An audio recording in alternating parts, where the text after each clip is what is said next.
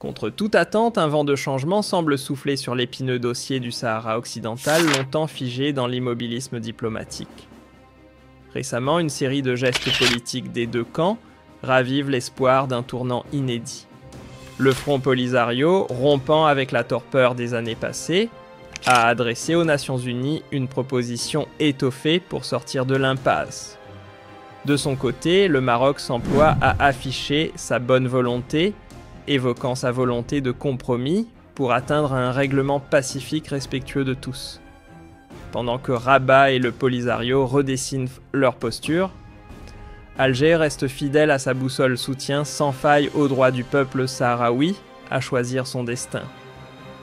Inébranlable dans sa logique de principe, l'Algérie récuse toute tentative de déformer sa position ou de la mêler directement au conflit. Pour elle, il n'est nullement question de rivalité bilatérale, mais bien d'un enjeu de décolonisation inscrit noir sur blanc dans les règles du droit international. À l'approche d'une échéance cruciale, la prochaine réunion du Conseil de sécurité. Attendue en fin de mois, les lignes semblent enfin bouger dans ce dossier longtemps englué. Le Front Polisario, dans une déclaration solennelle, a levé toute ambiguïté. Il est prêt à s'asseoir à la table des discussions face à Rabat, sans préalable ni détour, mais sous la bannière des Nations Unies.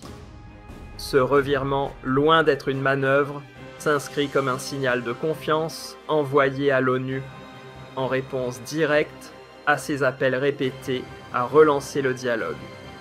Et cette ouverture repose sur deux fondations essentielles, véritables colonnes vertébrales de la vision sahraoui. Première pierre. Aucun accord ne saurait être valide sans l'expression libre et souveraine du peuple par un référendum d'autodétermination. Une condition non négociable adoubée par les deux protagonistes ainsi que par les plus hautes instances internationales. Le deuxième axe de la proposition sahraoui est sans équivoque, si l'indépendance devait triompher dans les urnes, le Front Polisario se dit prêt à entamer des pourparlers avec le Maroc pour établir des relations apaisées axées sur la coopération mutuelle, qu'il s'agisse de politique d'économie ou de sécurité. Une approche qui démontre la maturité stratégique du mouvement déterminé à convertir la discorde en un chantier de paix et de stabilité régionale. Souple sur la forme, mais rigide sur le fond, cette posture ne fléchit en rien sur l'essentiel.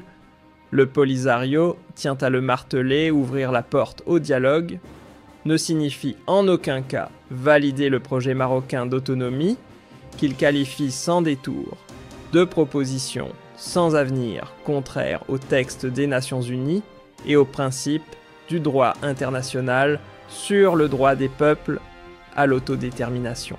Depuis que l'administration Trump a offert au Maroc un feu vert diplomatique en 2020, Rabat s'imaginait avoir définitivement bouclé le dossier du Sahara.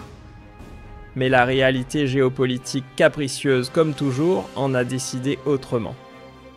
Le paysage international s'est redessiné, le soutien de Washington toujours actif sur le papier a largement perdu de sa substance. Et Paris, affaibli sur la scène mondiale, ne parvient plus à imposer sa ligne au Conseil de sécurité.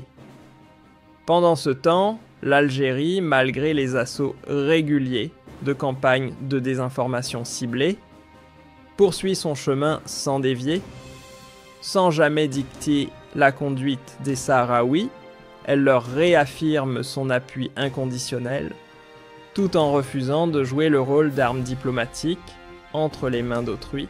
Sa position ancrée dans une éthique du droit et un héritage anticolonial assumé fait d'elle une voix respectée notamment à l'Union africaine et à l'ONU, où elle continue d'incarner le rempart juridique face au calcul froid des grandes puissances.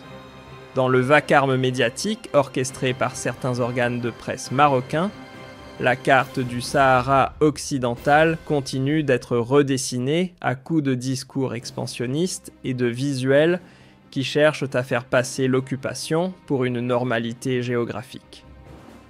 Cette mise en scène propagandiste trahit une nostalgie impériale encore vivace dans les cercles de pouvoir à Rabat.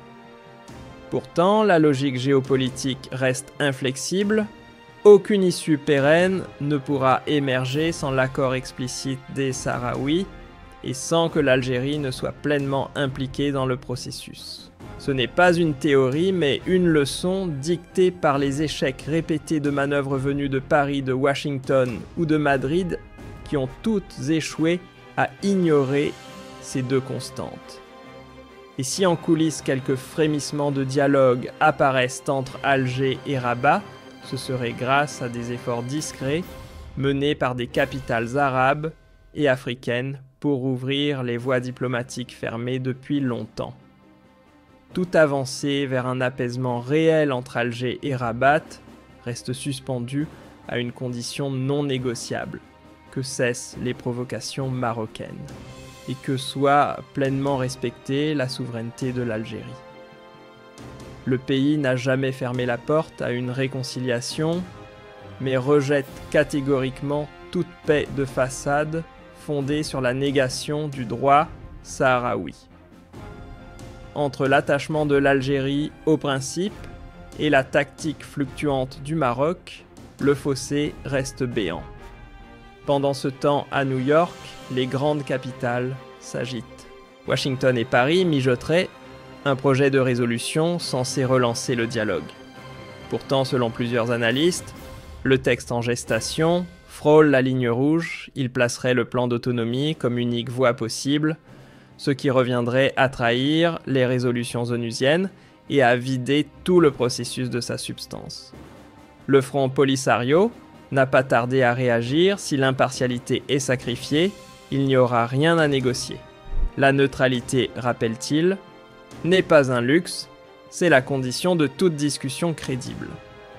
Washington avance à pas mesurés sans encore dévoiler son véritable jeu.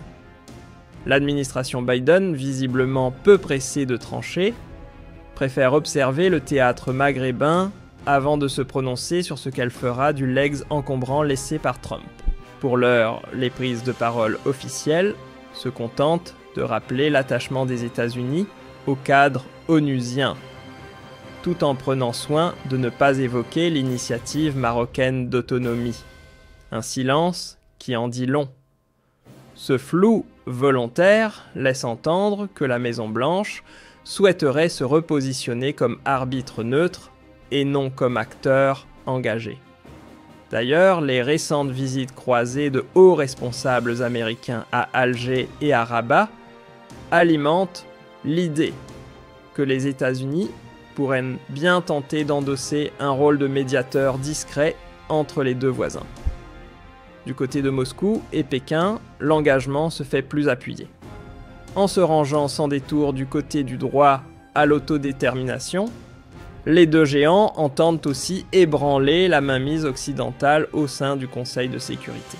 Leur alignement stratégique, épaulé par des voix influentes du continent africain comme l'Afrique du Sud, le Nigeria ou encore l'Angola, donne un souffle nouveau à la cause sahraoui sur la scène internationale. Ces dernières semaines, une série de délégations africaines ont fait le déplacement jusqu'à Tindouf, réaffirmant haut et fort leur attachement à la République arabe sahraoui démocratique et rejetant toute tentative de règlement imposé unilatéralement par Rabat. Un tournant crucial se profile à l'horizon entre l'initiative sahraoui, les manœuvres diplomatiques de l'ONU et les stratégies des grandes puissances le Maghreb pourrait bien entrer dans une nouvelle ère. Si les Nations Unies réussissent à raviver des pourparlers basés sur la parité et le respect mutuel, alors un espoir tangible de stabilité à long terme pourrait enfin émerger. Mais si ce fragile équilibre venait à se briser, l'enlisement actuel risque de s'éterniser, voire de dégénérer dans un climat régional déjà alourdi par les tensions persistantes au Sahel, en Libye et en Méditerranée.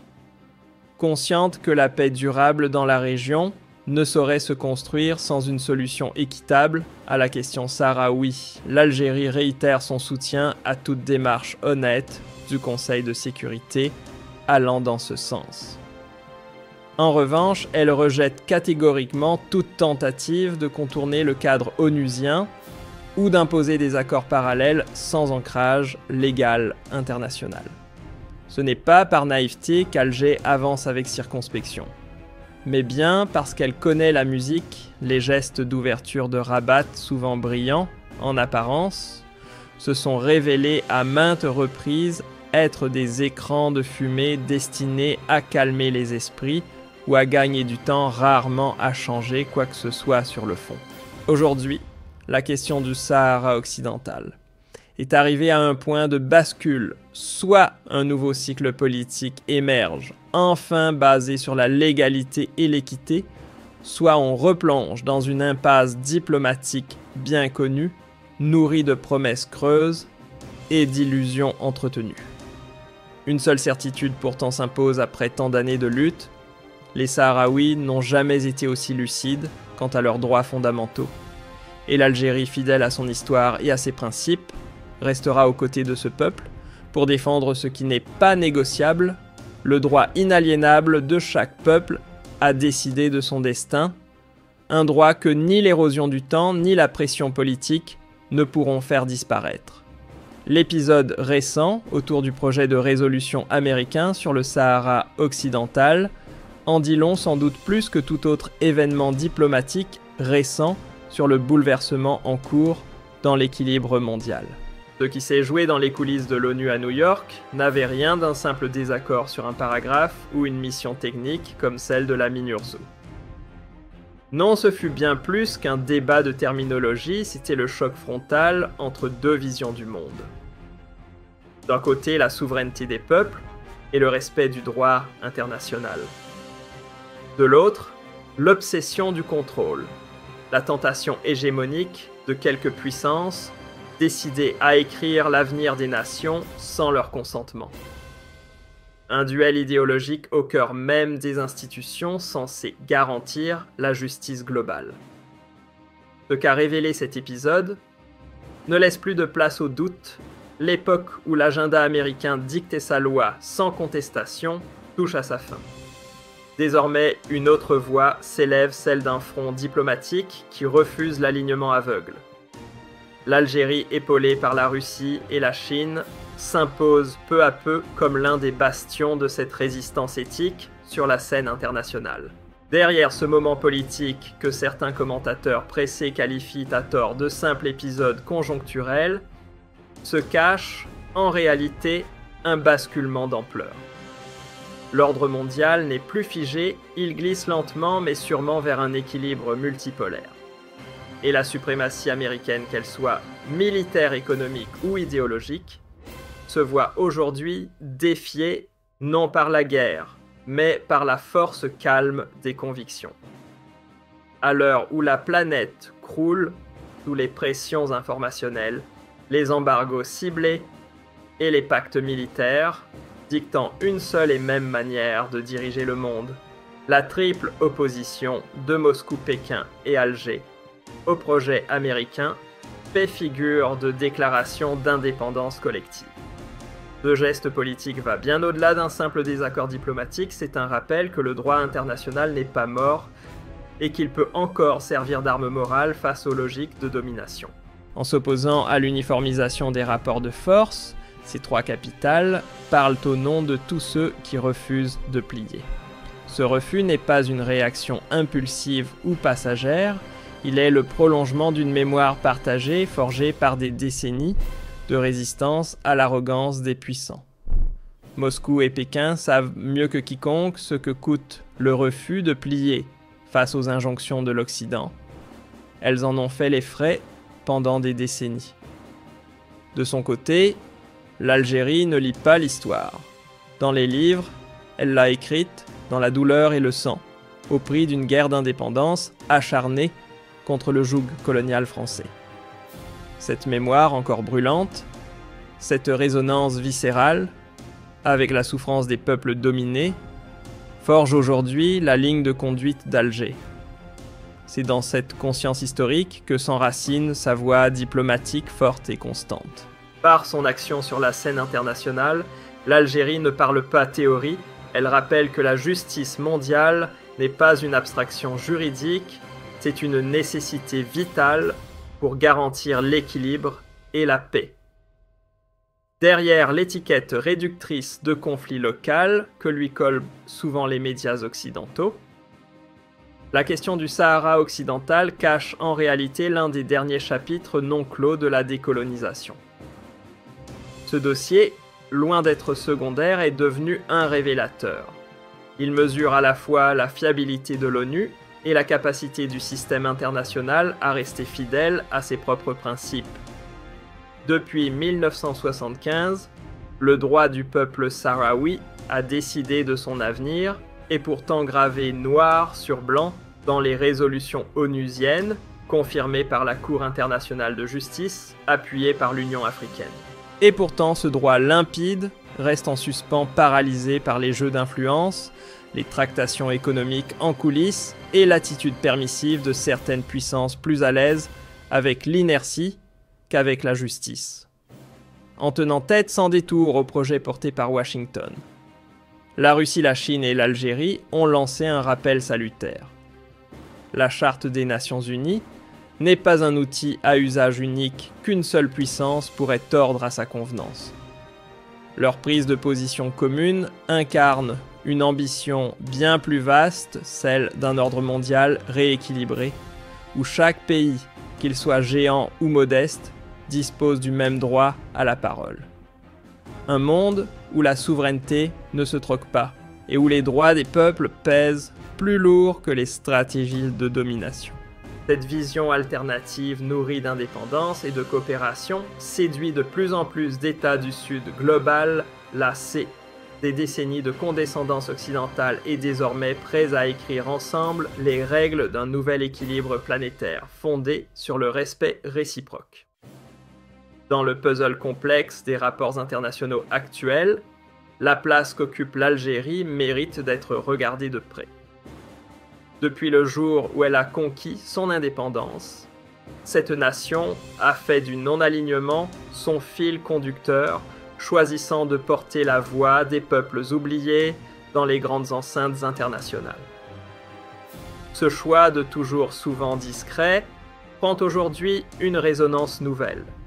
L'Algérie n'est plus simplement un acteur du voisinage régional, elle s'impose comme une boussole morale, dans un monde où les repères vacillent. En prenant fait et cause pour le peuple sahraoui, elle incarne le respect du droit des peuples à choisir leur destin. En tenant à distance les logiques de blocs rivaux, elle affirme sa défense intransigeante de la souveraineté nationale. Et en privilégiant le dialogue à l'affrontement, elle rappelle une vérité essentielle, la paix se construit, elle ne s'impose pas. Ce bras de fer ne se limite pas aux frontières du Maghreb, il résonne bien au-delà, comme un écho puissant dans un monde qui remet en question les hiérarchies héritées de l'histoire coloniale. De Dakar à Hanoï, de La Paz à Jakarta. Les peuples renouent avec un mot que beaucoup croyaient oublier: indépendance. Refuser le diktat américain, ce n'est pas seulement marquer un point diplomatique, c'est réaffirmer une victoire morale. Celle de la dignité face à l'oppression, celle de la mémoire contre l'effacement, celle de la justice contre le calcul froid. Et derrière cette bataille se profile un enjeu immense, redéfinir le sens même du rôle des Nations Unies. Car si l'ONU veut encore prétendre incarner la paix, elle devra cesser d'être l'écho des plus puissants et redevenir ce qu'elle aurait toujours dû être, la gardienne de la souveraineté, de l'égalité entre nations et du droit inaliénable des peuples à choisir leur destin. Le Sahara occidental, dernier vestige colonial sur le continent africain, n'est pas seulement un litige de frontières, c'est une épreuve de vérité pour l'ONU. À chaque fois qu'une résolution tourne le dos aux droits du peuple sahraoui, c'est l'autorité morale de l'institution tout entière qui vacille. Mais chaque geste de fermeté en faveur de la justice, comme ceux portés par Alger-Moscou ou Pékin, vient réparer un peu ce crédit écorné. Les échos venus des camps de Tindouf, tout comme les voix qui s'élèvent dans les rues de Bamako, de Tunis ou de Khartoum, disent une chose essentielle: cette cause dépasse largement la simple question d'un territoire disputé. Pour les Sahraouis, qui survivent depuis des décennies dans un exil rude et sans fin, chaque soutien sincère résonne comme une validation de leur existence et de leur résistance. Rejeter le projet américain pour eux, ce n'est pas un simple acte diplomatique, c'est un geste d'humanité. Ce qui se joue ici rappelle au monde une vérité brute: la liberté ne tombe jamais du ciel, elle se conquiert, elle se défend parfois au prix de générations entières. Dans ce combat, la position de l'Algérie sur le Sahara occidental n'est pas un cas isolé, mais l'expression cohérente d'une ligne diplomatique profondément enracinée. Que ce soit en Palestine, en Libye, au Mali ou ailleurs, Alger défend inlassablement les mêmes fondamentaux refus des ingérences extérieures, priorité au dialogue et respect strict des frontières nées de l'histoire coloniale. Une telle constance, dans un univers diplomatique souvent marqué par le calcul opportuniste, confère à la voix algérienne une rare crédibilité. Là où certains changent de cap au gré des intérêts du moment, l'Algérie, elle reste fidèle à une boussole morale. La paix véritable ne peut s'ancrer que dans la justice. Sur l'échiquier stratégique mondial, ce rejet collectif du projet américain ne se limite pas à un simple désaccord, il cristallise une bascule majeure. Il s'inscrit dans le renforcement tangible de l'axe Pékin-Moscou-Alger, devenu aujourd'hui le porte-étendard d'un nouvel équilibre international. Un équilibre où les notions de souveraineté, de respect et de légalité reprennent le dessus face à l'arrogance des rapports de force. Cette alliance tacite, fondée moins sur l'opportunisme que sur des principes partagés, redonne souffle à une lecture du monde où la dignité des nations prime sur la domination des plus forts.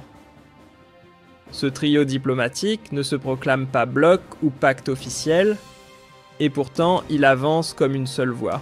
Il s'agit moins d'une coalition que d'une résonance stratégique fondée sur des valeurs communes. La Russie, forte d'une longue tradition d'influence militaire et diplomatique, impose sa posture de puissance aguerrie. La Chine, bras économique tentaculaire, infuse sa vision technocratique et institutionnelle. Quant à l'Algérie, elle insuffle l'élan éthique d'un pays forgé dans les luttes de libération, figure tutélaire dans les consciences afro-asiatiques. À elles trois, elles esquissent les lignes d'un monde où le Sud n'est plus décoratif, mais fondamental, non plus spectateur, mais architecte de la scène internationale. Ce nouvel axe de coopération marque aussi la fin d'une époque révolue, celle où quelques capitales occidentales, tapies dans leurs salons feutrés, décidaient à l'unisson du sort du monde, loin des réalités du terrain. Les résolutions du Conseil de sécurité n'échapperont plus à l'épreuve du pluralisme. Fini le temps des monologues diplomatiques, place au dialogue entre pôles. Aujourd'hui, des nations longtemps réduites au silence se lèvent, revendiquent donc leur place à la table et exigent d'être écoutées. Ce basculement n'est pas qu'un ajustement d'équilibre, c'est le prélude d'un monde nouveau, un monde où le droit cesse d'être une option, où la scène internationale s'ouvre à la diversité des voix et où la justice reprend ses droits comme fondement des règles du jeu mondial. Ce revers américain n'a rien d'un simple accroc diplomatique. Il agit plutôt comme le révélateur d'un système à bout de souffle où les méthodes d'intimidation, de pression et de marchandage n'impressionnent plus grand monde. Le monde a changé de tempo. Désormais, les peuples s'informent, s'émancipent et refusent de se laisser enfermer dans les vieux schémas de dépendance et d'obéissance. Et les États, surtout ceux marqués par les cicatrices du colonialisme, comprennent qu'il n'y a ni stabilité, ni honneur sans souveraineté. L'Algérie, fidèle à son passé de résistance, a saisi cette vérité bien avant d'autres, et c'est là toute la force tranquille de sa diplomatie. Le dossier sahraoui ne se limite plus à un simple contentieux régional. il incarne désormais une lutte universelle contre l'injustice. Cette terre disputée est devenue le théâtre où se joue un affrontement bien plus vaste, celui entre la dignité des peuples et l'hypocrisie des institutions internationales. Et à chaque fois que le monde détourne les yeux, qu'il abandonne les Sahraouis à leur sort, il trahit un peu plus les principes mêmes qu'il prétend défendre. Mais inversement, à chaque fois qu'une voix courageuse comme celle d'Alger s'élève pour dire que la liberté n'est pas négociable, c'est une lueur qui renaît pour tous ceux qui n'ont pas cessé de croire à la force du droit. À une époque où les lignes bougent au rythme des fake news, des conflits éclairs et des guerres commerciales rares, sont les pays qui tiennent encore la barre sans céder à l'opportunisme. Et pourtant, contre toute attente, l'Algérie, la Russie et la Chine montrent qu'on peut encore tracer une ligne rouge, là où le cynisme diplomatique tente de tout brouiller. Leur refus collectif de plier face à l'injustice n'est pas un réflexe passager, mais une affirmation de principe, celui que le droit et l'éthique, loin d'être des reliques naïves, restent les seuls piliers fiables pour bâtir une paix digne de ce nom entre les nations.